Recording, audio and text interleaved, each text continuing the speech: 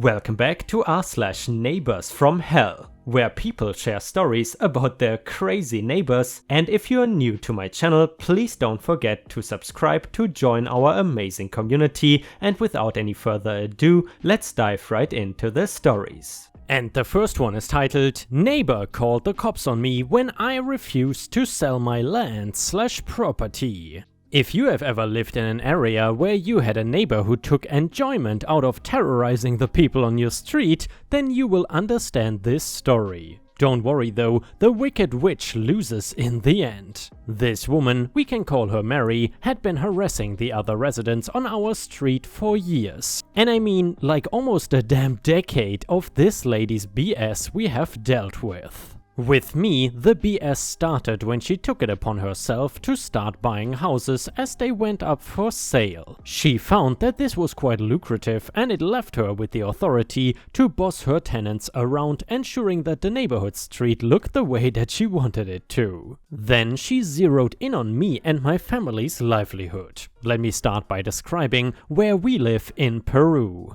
On our neighborhood street, there are several homes that have been recently bought, fixed up and sold. This is a small restoration project that has been going on for a while now and has been quite successful in our city. At the end of the street is my house, and my mother also lives with me, but she is very sick and old, so I care for her. Next door there is a small half plot of land that my mother and father had purchased about 12 years ago. On this tiny plot, there was a small house that was barely bigger than a garage. This is where they started their passion of building a family-run restaurant. Old Peruvian recipes that people cherish were cooked there by my parents until I eventually took over the business. It had truly been a popular staple in that part of town for many years. However, Mary did not like that my family had a plot of land that did not include a residential home. I understand, especially considering her obsession with making the street look put together, as she would tell others. The restaurant was a little out of the ordinary among the homes, but most of the residents all enjoyed the food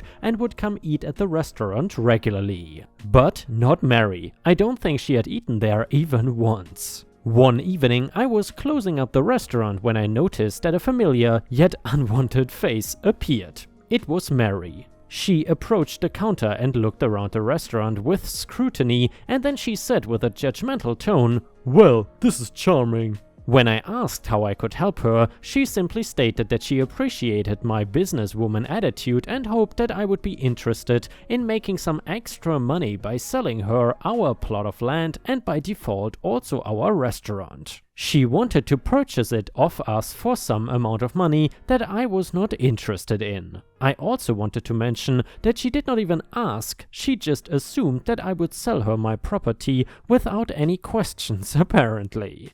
Once I told her that I was not interested, she became visibly annoyed and asked why. Not only did she ask why, but she decided to come up with her own answers as well. Are you doing something illegal? Drug trafficking? You know how hard we work to keep drugs off of our streets. How could you? The situation spiraled quickly from there. Apparently, she had me all figured out. Mary went outside and began speaking very loudly about how she could not believe that a business on our streets would be catering to the drug problem in our city. She even dragged the police into it, really going with this asinine story about my restaurant selling illicit substances. When the police arrived, they did not take long to realize that this woman's accusations were completely unfounded. After they reiterated this information to her and left, she continued to spread rumors around the neighborhood and surrounding areas about how my restaurant was deplorable, that she saw cockroaches around the property, and the fan favorite,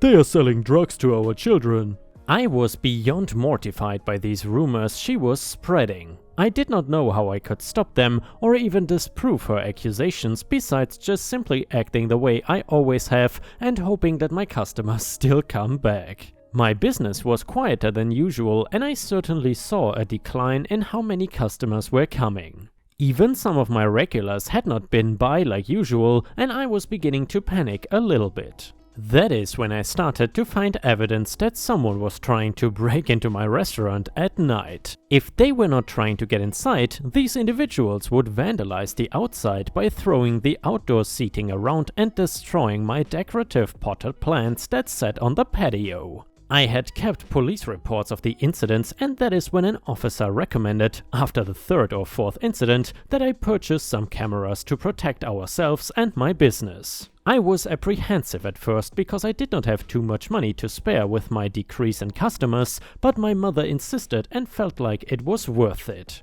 Maybe I could catch the a-hole who was doing this, but I had my own suspicion to begin with. My thought was that Mary was behind all of this terrorism, as after every event she would be outside in her yard waiting for me to find the broken chairs or potted plants scattered across the patio and lawn. One day I waited for her to leave for whatever reason. She always had a routine, so it was not too hard to tell when she would be home or not. That is when I installed the cameras. I made sure to set them up in my yard that is facing the business, and even asked the neighbor across the street if I could put one in his yard that looked directly at the front of the building. I agreed to take it out of his yard after I figured out who was breaking my stuff. Lastly, there was one more very small camera that I was able to hide inside the restaurant, disguised in a clock that looked like a sunflower. Not even a day later, the vandals struck again. This time, they threw a rock through the back door and made their way into the business. They even stole any money they could find in the tiny office we had, and even broke several plates, cups and other dishes. After they broke in, they left the back door open so wild and stray animals wandered in, causing even more damages. I of course called the police after chasing the dogs and cats out of my kitchen. While they were on their way, I worked on pulling up the camera footage. The first cam did not catch anything as it was not facing towards the back. Don't worry, I now have a camera at the back of the restaurant too, and the one across the street obviously did not see anything either. However, the one on the side of the restaurant was all we needed. The whole time, the person vandalizing my restaurant was Mary and her adult daughter, who was just as venomous as she was. I had a feeling the entire time that this was the situation, but just had no proof. When the officers investigating the break-in saw that, they did not need to see much else and marched over to her house. Unsurprisingly, Mary denied it all and said that this was all just hearsay and that they cannot arrest her for that. She even proceeded to change the subject, saying that they should be arresting me, the no-good drug-dealing witch. Well, to my pleasure, the officers ignored her and put her in cuffs. Mary found out soon enough that I had camera evidence to support my claim of her harassing me and vandalizing/breaking into my livelihood and place of business. Thankfully, we did not have to spend much time hashing the issue out, as camera evidence is pretty damning, no matter where you live. Mary was forced to pay for everything that she damaged, and I pressed charges against her and her daughter. After everything was said and done, Mary and her daughter did not really spend any time in jail, but they did have to move and give me plenty of money for what they did. Thanks to the attention of her being arrested, my business started blossoming again. Now I am busier than I have ever been. I even named my newest signature dish after her, Mary's Plate of Regret. A platter of refried beans and extra spicy pork and peppers, topped with an even more fiery red sauce. And yeah, ripe stars, that dish certainly fits Mary, and I would not mind gulping it down. Either way, if you ever had any awful neighbors of your own, then please feel free to share your own story on r/ripe stories on Reddit, where you can post your own story and there is a good chance that I will read it in a video. In addition, I would really appreciate it if you could also like the video, because that would help me tremendously. Thank you so much in advance. The next one is titled, I Told Them to Stay Away. A little over a year ago, I bought a house. In the front yard there was a swinging bench. It was a crappy swing too. The seat was made out of pallets, but the structure was fine, so I built a new bench to swing on and enjoy. According to my girlfriend, some lady that lives around us has been letting her kid come through our yard and play on the swing. I never saw the lady or the kid and just brushed it off. Until today, we went out to eat, and when we came home, she was standing in our yard watching her kid play on our swing. When we pulled into the driveway, she scooped up her kid and started walking off. When I got out of the car, she yelled at me, "I hope it is okay I let her play on your swing."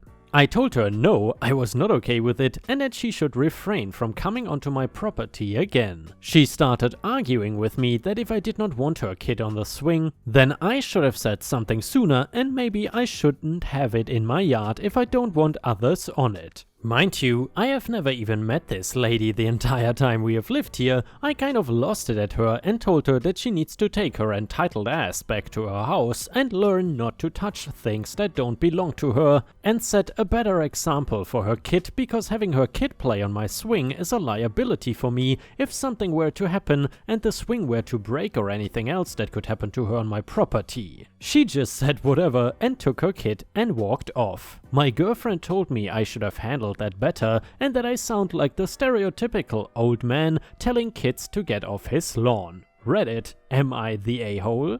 And yeah, Ripe Stars, I will redirect this question to you. Do you think that OP is the stereotypical a-hole old man in this story or not? Let us know what you think in the comments.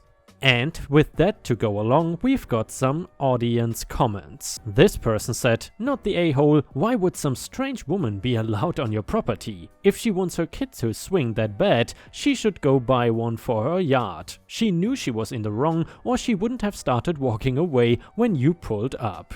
Another user said, "Damn, the audacity of her to say you shouldn't have things in your own property if you don't want other people using them. You nailed it, she should do better for her kid, not the a-hole." And another person agreed and said, "Not the a-hole, she should have knocked on your door first and asked first instead of just assuming that her child can play on your property. I cannot believe she had the audacity to try to tell you what you should or shouldn't have on your property. I would put up no trespassing signs around your yard, to be honest, and if she returns, tell her you will get the police involved if she continues to trespass on your property." The next one is titled, "She demanded it, seriously." I'm so glad to have found this subreddit because I have a legit crazy neighbor with boundary issues. I, 29 female, don't have any kids but have my younger sister, 16, living with me for around 10 years and we have a trampoline still in our back garden from when she was younger. Neighbor to the left of me has 4 kids and moved in a year ago. 2 weeks ago, Glasgow started getting really good weather, so the kids have been out playing constantly, not an issue. They asked if I could let the kids use the trampoline one day, so I was like sure, but only for a bit because I have friends coming over for some drinks. 7 PM comes and I ask them to go home because my 5 friends have shown up and we are going to be drinking. Cue the crying, they leave the garden upset, but hey, that's not my issue, they have been on it for 3 hours at this point. Their mom pops her head out her bedroom window and asks if they can stay in the garden longer. No, I'm not your babysitter. She's annoyed but drops it. Last week I come home from some shopping and to my surprise find all 4 of the kids in the garden plus their younger cousin. Ask them to leave, tell them they cannot just come into my garden without me there, and they did not even ask. They refuse to leave, so I shout up at their mom and tell her to get them out of the garden. She says, "Let them play for a bit, you don't even use it."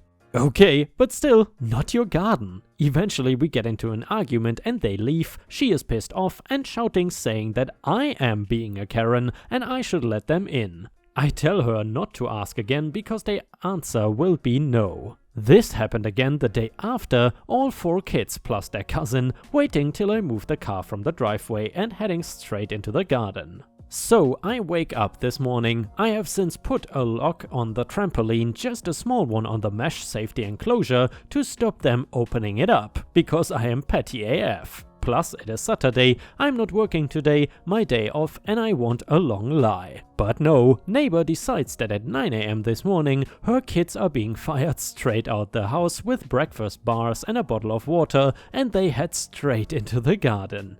So I can hear them from my window. I look out and tell them to leave. By the time I get downstairs, Mom has descended from her house and is trying to climb the fence between our gardens, shouting about how I used to let them use it and she's going to call the police for hitting her kids. Great, could you do that? I'll be sure to show them the Ring camera footage, which coincidentally also has footage of your husband picking the lock open so your brats can use the trampoline.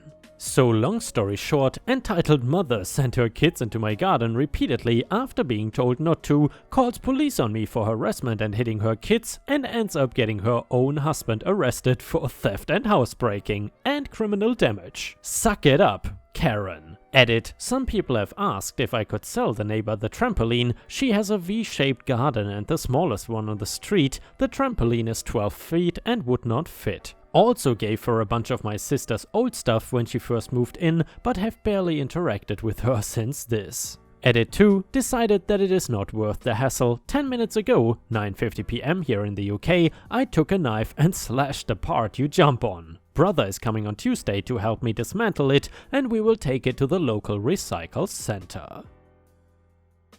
The next one is titled, Neighbor Invites Herself In. Okay, so this happened a few months ago, but tonight is the first time my son has had a sleepover since this incident, and I felt the need to vent about this past situation. So my kid, who is 9, was close with the neighbor's boys next door, and we live in apartments. I invited the two of them to spend the night with my son, who is an only child. Since they live next door, they did not really have to come over or get dropped off. We live 15 feet apart, so anyways they are all playing outside with another boy from the apartments who's in my son's class at school. They have played together outside before this 2 or 3 times and I had seen him around. So it is getting dark and I go out to collect them and reel them in. When, out of nowhere, a man approaches me and sticks his hand out, says he's this kid's dad. Then he nudges his son forward and says, "Go ahead, ask her, buddy." The kid says, "Can I spend the night too?" I am caught totally off guard. I say, "Sorry buddy, but we made plans for Aunt E to spend the night tonight and I don't think we have room for 4 kids in his room, but you can totally spend the night another time." Tears well up in his eyes and he cannot even speak. The dad just looks at me and walks away. It hits me, I just broke this kid's heart. I feel like crap. The kids spent the night and everyone has a great time. I ask my son to get this other kid's dad's number the next day and text saying I'm so sorry I hurt his feelings and he is invited to spend the night on Friday. The day comes and I communicate with the dad about what time, what does he like for dinner, all that. We agree on 7 PM and I'll have pizza ready. So he walks the kid over and out of nowhere says, "Hey, were you the one who put a note on my car?" I have no idea what he's talking about, but he seems annoyed. I say no, so we go inside and the kid says he already ate. He is not hungry because dad took him to McDonald's. Awesome, total waste of money on the pizzas. Okay, so the kid is a bit loud, but everything is okay until it is not. I tell them bedtime is 11 and I find that quite generous considering they are 8 at the time. An hour after bedtime passes and they are still up. I go in and tell them cut it out. I go to bed around 1 and check in and my son is asleep and the other boy has the TV on YouTube playing some Click at 3 AM ghost stuff. I take the remote and say go to bed. Around 3 I wake up to a bang and go in there. This kid had crawled on a rolly chair and knocked it over. I'm like, what are you doing? Go to bed. Every hour I am woken up by stomping or a bang and find him in various states of pulling things out of the closet and so on, so the next morning I text the dad and say it went okay, could have been better, but they are up and he is walking home now. So the dad shows up almost immediately and knocks on the door. Why? I said the kid was walking home. He comes inside with a lit cigarette and I tell him, "Oh, you cannot smoke in here." He glares at me and just stands in my house. I get the kid and they leave without a word. F that guy and the horse he rode in on.